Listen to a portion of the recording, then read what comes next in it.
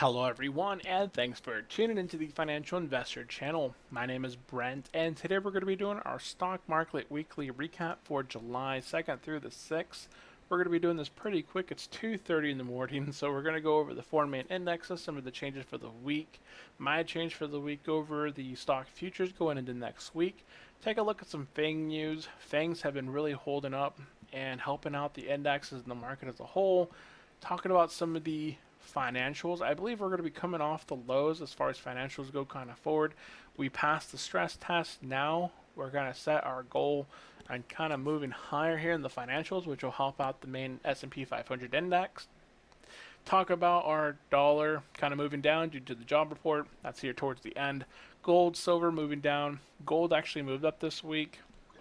Oil tempering off. So we're going to talk about all of that information here towards the end. And hopefully I won't hiccup again. So S&P 500 here, up 5-day change of 1.52%. It did go down 1.33% last week, so it did make up about a quarter of its losses this week, and then gained some, ending year to date 3.22%. Dow Jones didn't quite recover all of its losses last week. 5-day change up 0.76%. You can see it lost 1.26%, so it would need to gain. That's not the Dow Jones.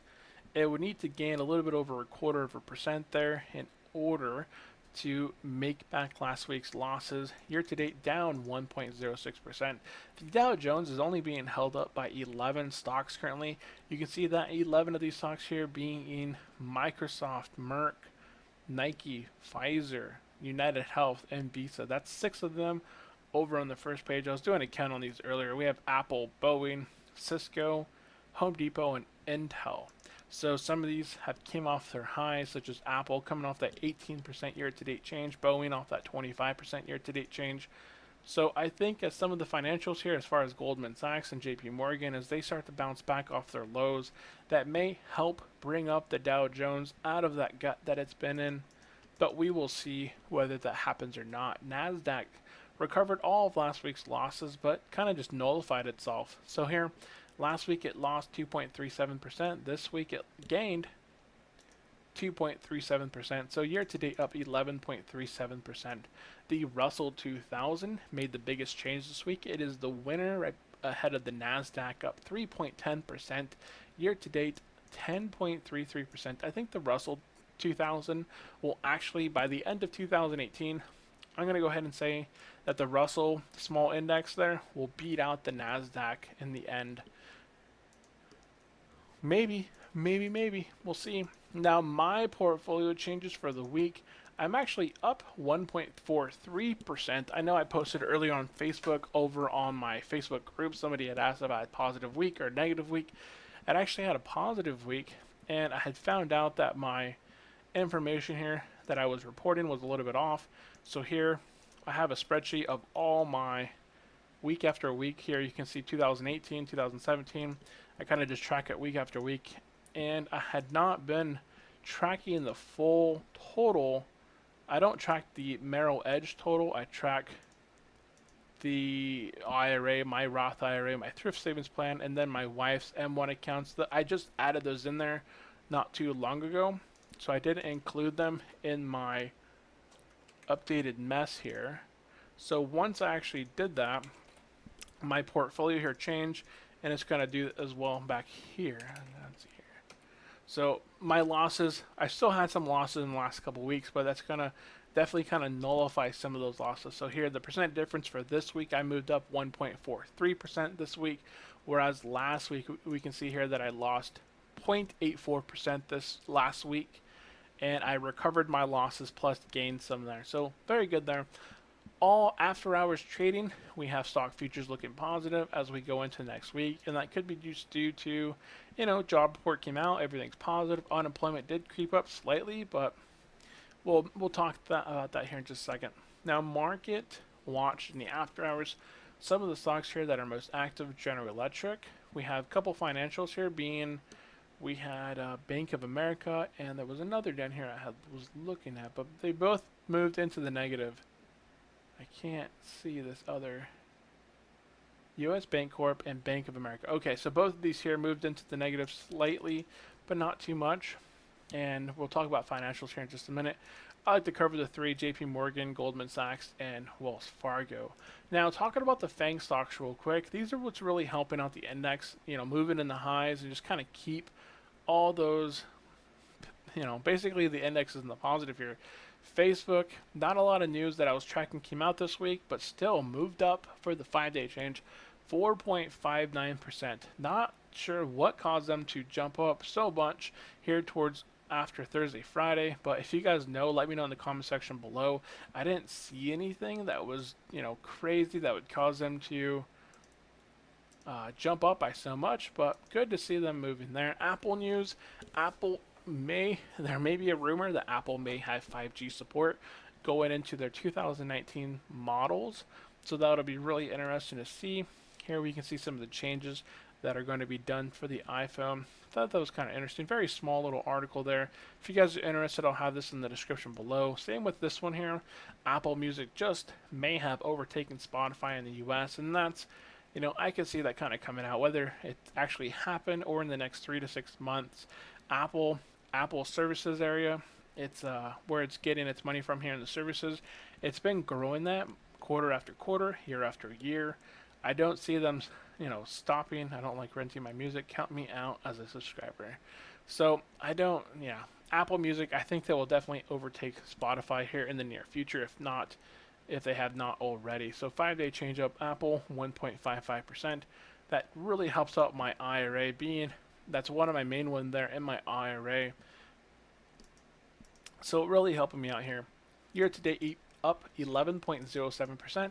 We have Amazon. I didn't see any news, so just kind of steady growth there, 0.64%. Up year to date 46.27%. And then we have the winner there as far as the Fang goes, Netflix at 112% up, 112.67. The 5-day change up 4.3%.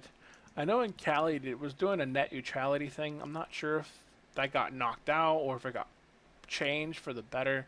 I know a couple of my friends were kind of talking about that here in the telecom world, but I'm not 100% sure there. I guess I should have looked that up. Microsoft, so Fang, and there was also another acronym last year where it had the F with Facebook, Apple, Microsoft, and Google.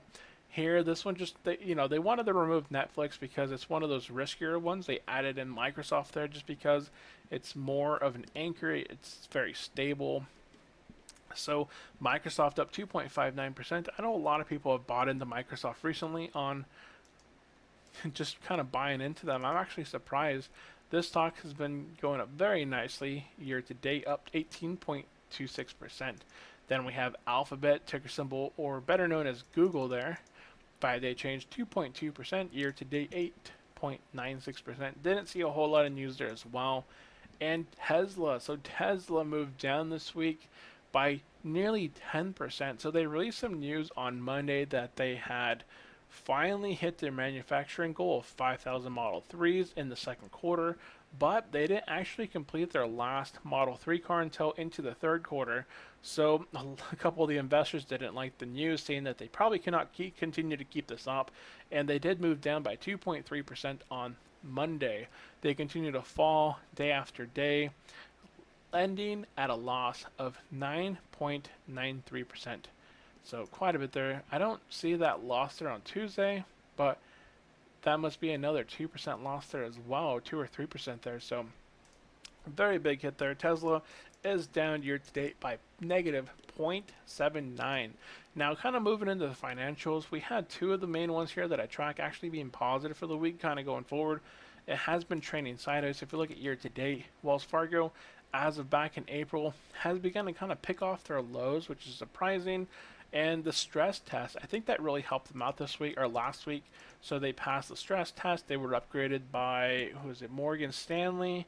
Because of the stress test, they don't see any more downside concerns. So I do think that Wells Fargo is going to be making a comeback. JP Morgan did come down slightly at 0.13%. But again, if we look at year to date here, it has also kind of bottomed out and has been kind of going sideways in the last couple of weeks. Take a look at the month change. It kind of bottomed out here and has been either, it's been trying to come off those lows. If it's able to pick up off those lows after that stress test that's just happened, then I think we're going to see some more movement, moving into the higher highs on the S&P 500, back to those higher highs. Now, Goldman Sachs, they had a positive slight change this week. I think it was 0.11%. We'll take a look at that here. But again, same with JB Morgan. They have been trending sideways. They kind of flattened out, bottomed out, and have been kind of trending sideways now. So yeah, 5-day change at 0.55%. So better than what I had thought there. So I think that's pretty good there on the financials. I think that would be kind of interesting to see them come off those lows. We need the financials and the technology stocks to move into some higher, or just kind of recover back into those high highs. And I think we'll see some of that movement, but not 100% sure how much we'll see. Now, home builders moving up slightly. Now, if you're buying anywhere on the West Coast or, down towards basically anywhere on the west side, the houses prices, if you look up on articles, just housing market, housing bubble, you're going to see a lot of people making articles about this. But if you're an investor or just buying houses in the Midwest, Indianapolis, Montana, Florida, Michigan, you're going to see a lot of those areas very inexpensive. I know my friend just moved out to Jersey. She's telling me they have $20,000, $50,000 homes out there with acres. And I was like, dang, you can't buy a home like that for less than $300,000 over here where I'm at. Everything here, the median price is $220 to $250. Some of the new 3.2s are $275 going out new. So very expensive market here. I know there was some talk of a bubble going over in Berlin, Germany, and also in Canada in some areas, but I guess we shall see as the market continues to rise and house prices continue to rise as well. Now, oil did come off slightly off their highs finally, which is good to kind of take a week off. So that's all that is here, down 0.66%. Now, there was a report coming out by the Department of Energy saying that the Saudi Arabia was actually tapping into some of their spare oil, and that kind of maybe helped knock them down on Thursday slightly. But overall, they had such a huge run up over the last month, going up 13.68%, that we can see here that it's just expected. This is just normal kind of tinkering off. Now, U.S. dollar did move down slightly this week just due to the U.S. job reports coming out. So here, dollar remains lower after jobs reports, hovers as versus. So basically, just off the jobs report, unemployment's basically continue to stay low. It did rise up slightly, but it doesn't make a huge difference. People just aren't looking for jobs as much as they are. Those dang millennials, I'm one of them. Silver here, we have silver moving down, gold moving up. They did. Let's see, how old is this? Gold ends lower, cuts weekly price gains. So here, it did gain some highs. For Thursday, it gained 0.34% here. But, I mean, it's still maintained that green. It's still up 0.18%. So this little article here just talks about as unemployment is, reporting great numbers. Unemployment's at, low, and jobs are kind of going up. The dollar is kind of weakening, which I would expect kind of gold to become positive off that news. But we shall see. Bonds continuing to kind of flatten out. The 3-year and the 10-year and the 10-year and the 30-year, those are ones that people have been comparing and doing a comparison. I think I posted over on Facebook that both the 3 and the 10-year were very close. The 10-year and the 30-year were very close. And there was an article, I don't know if I have it here anymore, where it was kind of flattening out. I think I closed that one. But here we just talk about job reports and why unemployment jumped. So unemployment rate inched up to 4%, the first increase in almost a year, but even that reflected a healthy economy. It rose because more than 600,000 Americans joined the workforce. The job market is so good, many people who had previously given up looking are starting again. So there's actually a lot of ghosting going on as well, meaning that they're working at a company and hey, they're getting offered, $20,000, $30,000 more to go over here. They don't even put in their 2 weeks. They just move and they start earning the extra money. The employer where they were at, notices an empty chair week after week. They try and call them, but they can't get a hold of them. They just kind of ghosted and disappeared into the abyss. So kind of interesting there as well. Now, I'm not sure where it is in here where it kind of talked about unemployment jumped. Not that part, but let's see what else here. Brace for a lost decade for U.S. stocks. Warren. Okay, so basically, Morningstar strategists have came out and said that going forward over the next 10 years, while the market in the past has returned an average of 7 to 10% per year, we may not see that 7 to 10% per year going into the next 10 years. We might see something more in the lines of 2 to 5%.